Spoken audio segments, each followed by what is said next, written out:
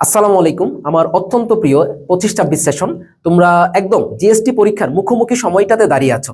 সামনে একটা মাত্র দিন বাকি আছে এবং আজকে আমি যে কথাগুলো বলবো সেগুলো একটু ভিন্ন রকমের কথা হবে। আর তোমাদের এই সময়টাতে এসে সবথেকে যে বড় প্রবলেমটা সেটা হচ্ছে তোমরা অনেক বেশি ভয় পাচ্ছ। হ্যাঁ, ভয়টা হচ্ছে কি যে যদি চান্সটা না হয় তাহলে কি হবে, এরকম একটা ভয় কাজ করতেছে।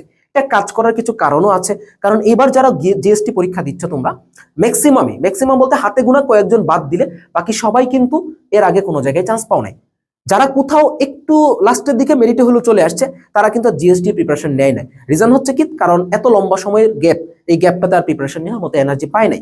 সো তোমরা যারা নিচ্ছ এক্স্যাক্টলি বা পরীক্ষা শুক্রবারে দিবা, ম্যাক্সিমামই হচ্ছে তোমাদের এর আগে কোথাও চান্স হয় নাই, তাই না? তো ওই জায়গা থেকে একটা ভয় কাজ করতেছে, যদি এখন আবার চান্সটা না হয় তাহলে কি হবে। এই যে কি হবে প্রশ্নটার জন্যই মূলত ভয় কাজ করতেছে। আচ্ছা, সিট সংখ্যা লিমিটেড, তো স্বাভাবিকভাবেই তোমার লিমিটেড স্টুডেন্টসে চান্স পাবে। যেহেতু ধরো এখানে হয়তো 8,500-এর মতো সিট আছে, তো ওভারঅল যদি আমরা চিন্তা করি ম্যাক্সিমাম ধরো এখানে 14,000 পর্যন্ত ধরো যাবে, ম্যাক্সিমাম 14,000, এত দূর যায় না সচরাচর। ধরো 13 থেকে 14,000 পর্যন্ত যাবে। পরীক্ষা দিবে ধরো 60-70 হাজার বা আরো বেশি স্টুডেন্টস পরীক্ষা দিবে, তো সবাই তো চান্স পাবে না, এটাই স্বাভাবিক। তো যারা চান্স পাবে না তাদেরকে এখানেই শেষ, নেভার, কখনোই শেষ না। আমি এজ এ টিচার বলো বা এজ এ বড় ভাই বলো, তোমাদেরকে যারা লাস্ট পর্যন্ত অ্যাডমিশন টেস্টটাতে টিকে থাকো, আমি সবসময় তোমাদেরকে একটা জিনিস বলে রাখি, সেটা হচ্ছে আমার দেখা সব থেকে ধৈর্যশীল পরিশ্রমী শিক্ষার্থী তোমরা। কারণ তোমরা এই লম্বা সময় ধরে একটা অ্যাডমিশনে টিকে থাকা, এত তাচ্ছিল্যতা নিয়ে টিকে থাকা, এত ক্রাইসিসের মধ্যে টিকে থাকা, সেটা ফিনান্সিয়াল ক্রাইসিস হোক, মেন্টালি ডিপ্রেশন থাকুক, সবকিছু মিলিয়ে যে টিকে থাকো তোমরা, এইটাই কিন্তু অনেক বড় একটা গুণ। এবং তোমরা যদি সারা জীবন এই জিনিসটাকে ধরে রাখতে পারো তাহলে তোমার এই জিএসটি না, তুমি এর থেকে অনেক বড় অ্যাচিভমেন্ট তুমি করতে পারবে ইনশাআল্লাহ। তো এখন যেহেতু লাস্ট মোমেন্টে চলে আসছো, এখন তোমার এখানে ভয় কাজ করবে, এটা স্বাভাবিক, বাট এই ভয়টাকে দূর করে রাখো। আমি তোমাকে বলতেছি, তুমি জিএসটিতে চান্স পাইলেও তোমাকে পরবর্তীতে যা করতে হবে, যদি চান্স নাও হয় তারপরেও লাইফে পরবর্তীতে সেটা করতে হবে। সেটা হচ্ছে একটা জিনিস, পরিশ্রম করতে হবে, এর বাহিরে আর কিচ্ছু নাই। আমি কি বুঝাতে পারছি? ধরো জিএসটিতে যদি চান্স পাও, খুবই ভালো, একটা পাবলিক ইউনিভার্সিটিতে পড়বা, বিনা খরচে পড়বা, হলে থাকবা, একটা এনভায়রনমেন্ট পাবা। না পাইলে অল্টারনেটিভ অনেক কিছু আছে, আইএলটিএস দিবা, দিতে পারো, প্রাইভেটে পড়বা, ভর্তি হইতে পারো, ন্যাশনালে পড়বা, হইতে পারো, ইচ্ছা সেকেন্ড টাইম দিবা, দিতে পারো, কোনো সমস্যা নেই। বাট তুমি যেখানে অপরচুনিটিকে ধরতে যাও না কেন, তোমাকে একটা জিনিস এনশিওর করতে হবে, সেটা হচ্ছে কি, পরিশ্রম করা। কারণ পরিশ্রম ছাড়া নেভার এভার কোনো কিছু অ্যাচিভ করতে পারবা না। এবং পরিশ্রম করলেই যে শুধু অ্যাচিভ হবে সেটাও কিন্তু না। অনেক ক্ষেত্রে দেখা যায় ভাগ্য বলে একটা বিষয় থেকে, আমরা যেহেতু এজ এ মুসলিম বলি বা অন্য ধর্মের মানুষ হিসেবে বলি, মানুষ হিসেবে একটা জিনিস মাথায় রাখতে হবে আমাদের, যে আমাদের সবকিছুর পরে একটা কিন্তু জিনিস আছে, সেটা হচ্ছে ভাগ্য। অনেক পরিশ্রম করছো, আল্লাহ তাআলা যদি চিন্তা করেন যে তোমাকে গুচ্ছতে রাখবেন তাহলে দিবেন। আর যদি চিন্তা করেন যে না, আমি তোমাকে আপাতত একটু হোল্ডে রাখলাম, তোমাকে পরবর্তীতে আমি আরো বড় কিছু দিব, সেটা হইতে পারে ধরো তুমি একটা প্রাইভেট ইউনিভার্সিটিতে পড়লা, সেখান থেকে ধরো তুমি বড় কোনো একটা বিজনেস করতে পারো, বড় কোনো একটা মাল্টিন্যাশনাল কোম্পানিতে জব করতে পারো, হইতে পারে। আবার তুমি তো ন্যাশনালে পড়ো, এমনও হইতে পারে যে তুমি ক্যাডার হয়ে গেছো, হয় না? অনেক হচ্ছে, কিন্তু অনেক এক্সাম্পল আছে। আবার এমনও দেখা যায় পাবলিক ইউনিভার্সিটি, কেন বড় বড় পাবলিক ইউনিভার্সিটিতে পড়েও কিন্তু তোমার আলটিমেটলি তেমন কিছু করতে পারতেছে না। এবং ন্যাশনালে পড়েও কিন্তু অনেক দেখছি আমরা এক্সাম্পল, আমার পরিচিত মানুষের মধ্যে অনেক এক্সাম্পল আছে, যারা ধরো বিসিএস বলো বা কর্পোরেট জব বলো বা তুমি দেশের বাইরের কথা চিন্তা করো, অনেক কিছু করতেছে, বড় বড় বিজনেস করতেছে, হিউজ অপরচুনিটি গ্র্যাব করতেছে। বাট একটা জিনিসে থাকতে হবে, তুমি এখন যে জিনিসটাতে বিশ্বাস করছো যে লাইফে অনেক পরিশ্রম করতে হবে, মানুষ কি বলতেছে, কি তাচ্ছিল্যতা করতেছে, এগুলাকে কখনোই কানে নেওয়া যাবে না। এই জিনিসগুলো তুমি শিখছো, কারণ তুমি জিএসটি পর্যন্ত অ্যাডমিশনটা দিছো এবং তুমি অনেক কিছু এখানে এক্সপিরিয়েন্স করছো। ফ্যামিলি কিভাবে তোমাকে ট্রিট করতেছে সেই জিনিসটা তুমি এক্সপিরিয়েন্স করতেছো, এবং তুমি এটা বুঝতেছো যে লাইফে আসলে সাকসেসের একটা বড় দরকার আছে, সেটা নিজের জন্য দরকার আছে। এই জিনিসগুলো আসলে তুমি এখন বুঝতে শিখছো, তাই না?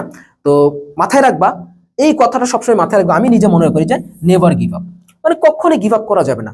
হইতে পারে তোমার জিএসটি একটা স্টেজ, অ্যাডমিশন পিরিয়ডটা একটা স্টেজ, দ্যাট নট মিনস যে তুমি জিএসটি তে চান্স পাইলা মানে তুমি পরবর্তী জীবনে তুমি অনেক বেশি সাকসেসফুল পারসন হয়ে যাবে। এটা একটা স্টেজ বলতে পারো, এখানে হইলে একটা রাস্তা, না হইলে অন্য রাস্তা, জাস্ট এইটুকুই পার্থক্য। এখন বলতে পারো ভাইয়া তাহলে কি জিএসটি তে চান্স পাওয়াটা ভালো না? না, আমি এরকম কিছু বলতেছি না। আমি বলতেছি যে তোমার যদি কোনো কারণে বাই এনি চান্স না হয়, তাহলে তুমি অল্টারনেটিভ চিন্তা, অনেক কিছু আছে, অনেক সুযোগ আছে, এইটা লাস্ট না।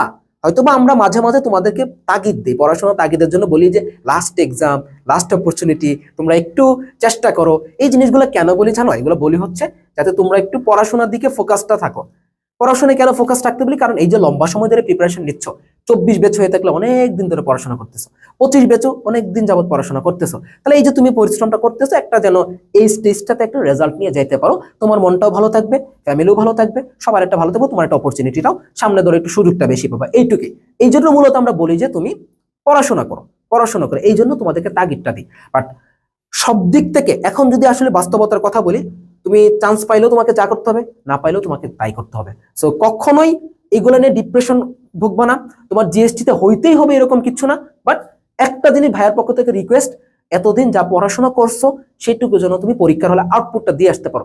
তারপরে রেজাল্ট যেটা দিবে, আল্লাহ যদি কপালে রাখেন হবে, কপালে যদি বলেন যে রাখেন যদি যে না তুমি অন্য কিছু করবা, তোমাকে আমি অন্য জায়গায় ভর্তি করাবো, তুমি সেখান থেকে অনেক আরো বড় কিছু করতে পারো, হইতেই পারে।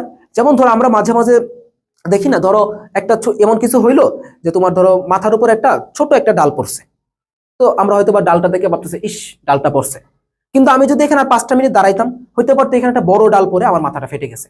তো বিষয়টা যেরকম, তো আল্লাহ যেটা করেন আমাদের ভাগ্য ভালোর জন্যই করেন কিন্তু। তো কখনো এই জিনিসগুলাকে মানে বড় হিসেবে নিবা না যে আমার চান্স পাইতেই হবে, এরকম কিছু না। আমি আগেই বলে দিচ্ছি, পরীক্ষার আগে কথাগুলো বলে দিচ্ছি, চান্স না পাইলেও তোমার অনেক অপরচুনিটি আছে। অনেকেই, আমি জানি যে আইএলস দিবা, অনেকেই এখানে আছো যারা হচ্ছে কি আইএলস দিয়ে অলরেডি টপ ইউনিভার্সিটি গুলোতে পড়বা, অনেকে আছে আইএলস দিবা, অনেকে আছো তোমরা ই করবা ন্যাশনালে ভর্তি হবা, কোনো সমস্যা নাই, ন্যাশনাল থেকে অনেক কিছু করা যায়। আমি গ্যারান্টি দিয়ে বলতে পারি তুমি এজ এ স্টুডেন্ট ন্যাশনাল ইউনিভার্সিটিতে ভর্তি হওয়ার পরে, কোনো একটা কলেজে ভর্তি হও, ভর্তি হওয়ার পরে তুমি যদি ভাই ফার্স্ট ইয়ার থেকে জাস্ট বিসিএস কেন্দ্রিক পড়াশোনা করো, তুমি দেখবা বের হওয়ার পরে তুমি কোনো না কোনো একটা ভালো একটা জব করতেছো, ক্যাডারও হইতে পারবা, এইটুকু অপরচুনিটি তোমার কাছে আছে। আর তুমি ধরো একটা পাবলিক ইউনিভার্সিটিতে পড়লা, বাট আলটিমেটলি তুমি ইউনিভার্সিটি লাইফটাকে ওইভাবে করলা না, তুমি সেইভাবে কেরিয়ার ফোকাসড হইলা না।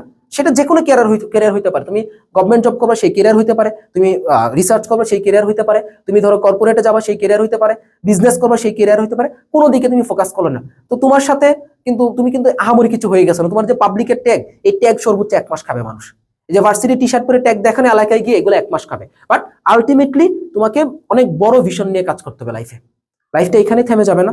ঠিক আছে, জিএসটি একটা মাত্র স্টেজ ছিল, পড়াশোনা করছো, পরিশ্রম করছো, এইটাই সব থেকে বড় অ্যাচিভমেন্ট যে তুমি পরিশ্রম করতে শিখছো, তুমি ধৈর্য ধরতে শিখছো, তুমি মানে স্ট্রাগলটাকে বুঝতে শিখছো যে লাইফে অনেক স্ট্রাগল করতে হবে, কিভাবে মানুষের তাচ্ছিল্যতাগুলোকে আমার হজম করতে, সেগুলো তুমি শিখছো, এবং এই জিনিসগুলো আলটিমেটলি তোমাকে অনেক বড় কিছু রিটার্ন হিসেবে দিবে। সেটা হোক শুক্রবার 10 এপ্রিল অথবা সামনে অন্য কোনো দিন, হইতে পারে সেটা সেকেন্ড টাইমে, হইতে পারে সেটা ধরো যে তোমার কোনো একটা প্রাইভেট ইউনিভার্সিটিতে, হইতে পারে সেটা ন্যাশনাল ইউনিভার্সিটিতে, হইতে পারে তুমি কোনো একটা আইএলস বা তুমি দেশের বাইরে ভালো একটা ইউনিভার্সিটিতে পড়ো। সো কখনোই গিভ আপ করো না প্লিজ, ভাই হিসেবে একটা কথাই বলছি, কখনোই গিভ আপ করবে না।